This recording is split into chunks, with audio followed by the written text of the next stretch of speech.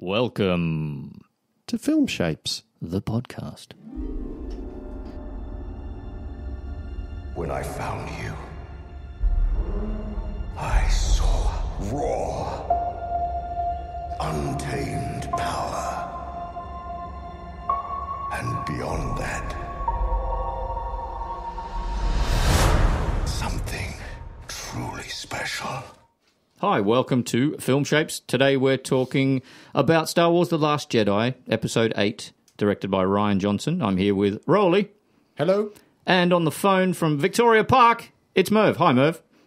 G'day, how are things going? Good. It's pretty warm, actually, in this little studio. Great. Yeah. So, yes, now Spoiler Merv and I... alert. Oh, yes. We're going to spoil parts of this film. So just be aware of that. If you don't want to listen, shut off! Yes. Now, Merv and I saw this down in Bustleton just after Christmas. Or before Christmas, Merv? After Christmas. Was it after? Yeah, okay. And you saw it around the same time, I guess, in Perth, yeah? Yeah, a little bit after you guys, Yep. I think. Okay. But, this is 2017, in case we're listening in the future. my first impressions were slightly better than yours, weren't they? Seems that way, yeah. What was the word, Merv? Underwhelming. Yeah, that's what you said to me coming out of the cinema. I agree. I will say, Merv, you're not alone. Can I read you some quick IMDb reviews here? 1 star. The Last Jedi is a disgrace to every Star Wars film that came before it. 1 star. Oh, that's a bit I'm harsh. glad to have discovered it wasn't just me. 1 star. Total disaster. Not worth the paper ticket it was printed on. 1 star. I fundamentally also disagree with every choice for Luke, just like Mark Hamill. And 1 star. The day that Star Wars died. Was this the day that Star Wars died? Really? These are people who have forgotten about the prequels, I suppose, because they're pretty roundly, vilified. I don't know. I mean, it's IMDb, What can you expect? These people are everywhere, though. Yeah, true. I don't know. These 1 star reviews, I don't know if there are any 5-star reviews on this site or elsewhere. Oh, well, who reads those? Who reads? Not I don't know. I'm more middling, I think, towards the negative side, though. I'm on the higher side of that, I think. Yeah. Merv, how about you? Well, I've seen it twice. And the first time I saw it, I was with you, Shady. Mm-hmm. But I got to say, the second time I saw it down in Bustle with you, I did enjoy it a lot more. But Okay. that's because I think I just let everything go and just simply watched a fun film. Okay. So it's kind of the first time you were a little bit annoyed with it, or? Yeah, well, that middle act just lost me. Right. It just kind of went, this is going nowhere. What This the is hell's the happening? Space Casino. Yeah. That just kind of what this is. This didn't really have anything to do with it. It just seemed to be filling time. Yeah. Making his political statement, the director. Yeah. But it like you said before, I think we talked about the main getaway is them just going very slowly and the others just trying to bombard them. They needed something to get away from, I suppose, but that, and it meant nothing. There was no tie-in. Let's find this. What were they trying to look for? Somebody to crack a tracking device that they were able to track them with, and that finally meant nothing in the whole film. The code breaker, though, the code breaker guy. Yeah, right. Yeah, but He's got to come back in another episode in the future. No. That's what this whole scene is setting up. A future episode of Star Wars. It's almost like there's a red herring inside another red herring there. Let's go for this code breaker who ultimately isn't needed at all. Let's go for him. Oh, we can't find him. Let's go for Benicio del Toro, who's in a prison anyway. Well, he's kind of cooler anyway. So a big herring has eaten another big herring and they're still chasing the fucker. No. Merv, what did you think of the Benicio del Toro character? I didn't understand the point of it in some ways. As I said, he kind of came on, he provided them the excuse to get onto the ship, and I don't know if that was just simply so Finn and Phasma can have a fight, which was thoroughly underwhelming. Phasma again. Another unnecessary character, I think. Yeah. Mm-hmm. Yeah. I thought I liked him. I thought I'm looking forward to seeing him come back. I think there's plans for him ahead. There has to be. Like I said, if he's not in episode 9, then what a waste of a cameo, I suppose. You know? Yeah. Oh, Del Toro. Yeah. It's no, but then again, actors just want to star in Star Wars. Yeah, true. You know, I think it is part of the. You know, they'll go along and do it for the fun of it. Yeah, he must have signed on. That's true. Well, and Mark Hamill he played a secondary character apparently as a CG. Did he? He did a bit of CG. Right. Okay. What was he? Apparently he'd done some CG in a game before. I'm not sure which character he was, but He was one of those horse dinosaur dogs, wasn't he? he was just kind of so pissed off with his own part. It wasn't enough. He wanted to do something else as well. Oh yeah, that's odd. You mentioned before he disagreed with every direction or something. He hated the whole treatment of his character. Apparently, he said just about every decision, or just about every aspect of his character written into the script, he disagreed with. But then it was his job to fall into line and do what the director required. Doesn't he say a line in the film maybe twice? Everything about that sentence is wrong, or something like that. I'm paraphrasing. Oh, okay. So maybe he said that a few times to the director himself. Maybe. Yeah. Oh, interesting. Yeah. Merv, what did you think of Chewbacca's vegan moment there? These little humorous. Oh. You must have loved the It was porgs. a bit of comic relief. Had to give Chewbacca to do something because he was kind of just wandering around doing nothing Yeah, exactly. till the very end. So I didn't mind was it the porgs? The porgs, I didn't mind them. Shit, I'm alone They here. were, I fucking weren't hated too bad, them. a bit of comic relief. I can see why people hated them, but yeah, I didn't mind them either. And apparently, the story was there were where they were shooting, there was a bunch of puffins, you know, the birds that were hanging around. Rather than get rid of them, they decided to create these porg creatures instead over the top of the puffins. So just about every time you see a long shot with a porg in it, there was probably a puffin there. Right. Ah. That's a neat way of doing it, I suppose. Don't slaughter the puffins. Did you see any symbolism with the burning of the scrolls at all? In the sense of what's actually happening with the franchise here, You're right. and what's being done. Yeah, I mean that's a kind of recurring motif, I guess. Kylo Ren says a few times, "Look, kill the past. That's the only way you can become who you're going to become." Something like that. You say he's got to be a bit more whiny teenager. Yeah. Yes. He's good actually. He's one of the highlights for me of this film and the last one.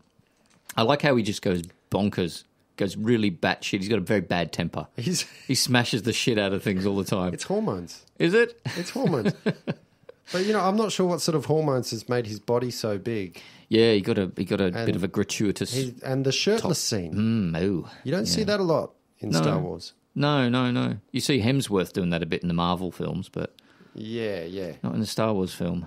Yeah. I don't know. I think this film leaves plenty of space for discussion between fans and other audiences alike. So, in some ways that's a success. We probably should introduce Merv as a Star Wars nerd, shouldn't we? Can we say that, Merv? Yes, that's fine.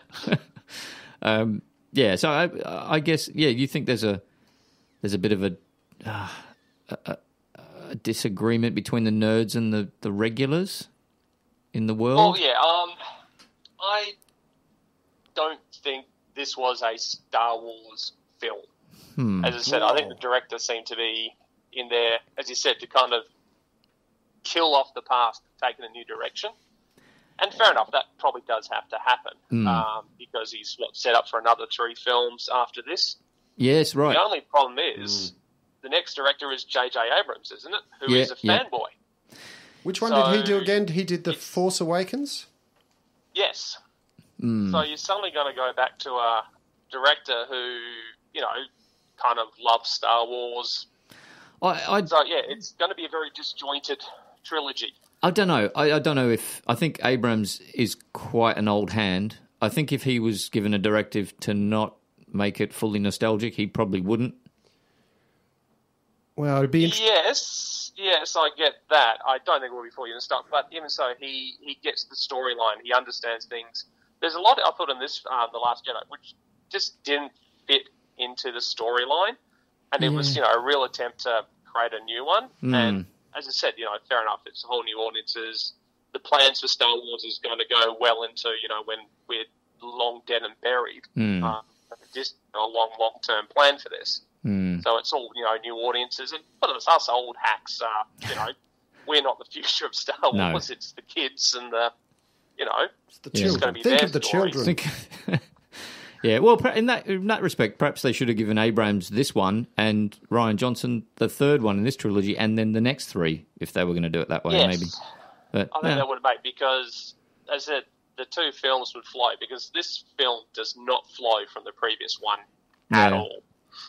Well, just hang on, but the previous film being The Force Awakens. The Force Awakens, not Awakens, Rogue sorry. One. Okay. No. Well, Rogue One's standalone before A New Hope, isn't But it? but it was the previous film to this Sure, one. gotcha. Yeah, Okay, yeah, which confused me until Yeah.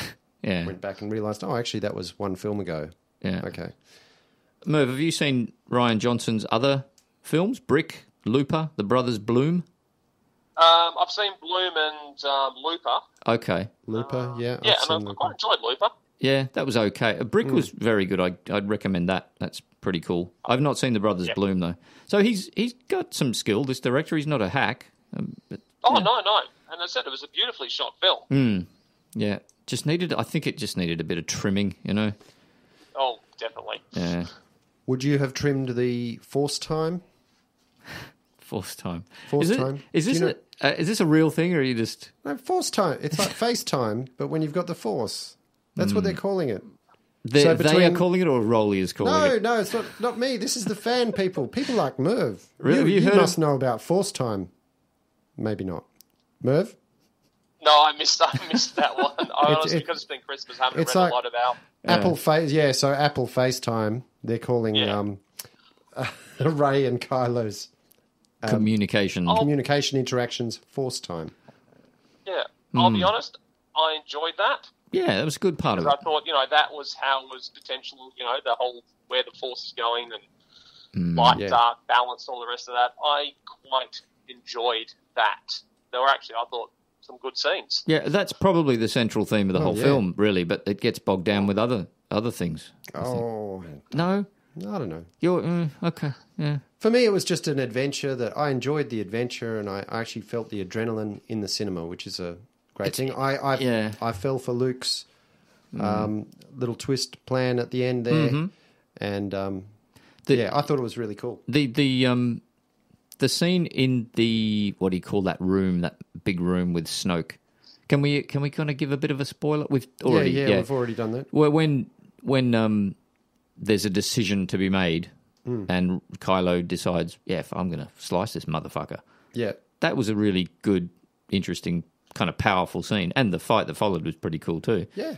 So that's the nutshell, I think, of the film right there. But yeah, a few more scenes like that would have been great.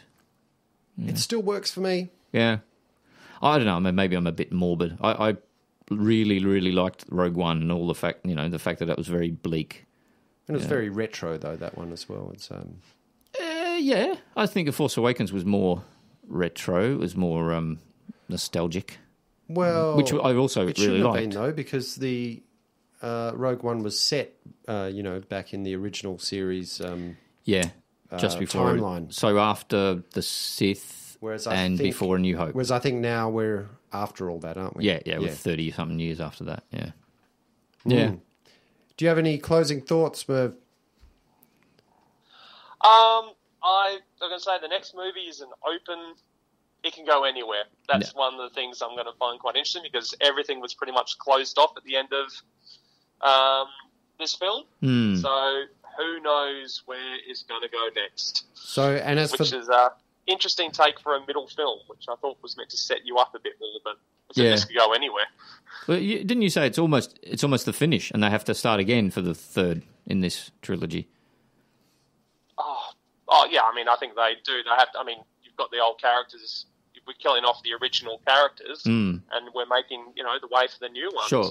Because They hold on to them. interesting to Their see direction and their stories. what they're going to do with Leia, because she's actually not around anymore, is she? The actress. Yeah, so- that's going to be very interesting. Yeah. Okay, that's cool. Yeah, we'll see what happens. Merv, thank you very much for your time. My pleasure. Cool. Thanks, Merv. Talk to you again. May Cheers. the force be with you. Thank you, sir. Bye. All right. Thanks, everybody. See you later. Bye, guys.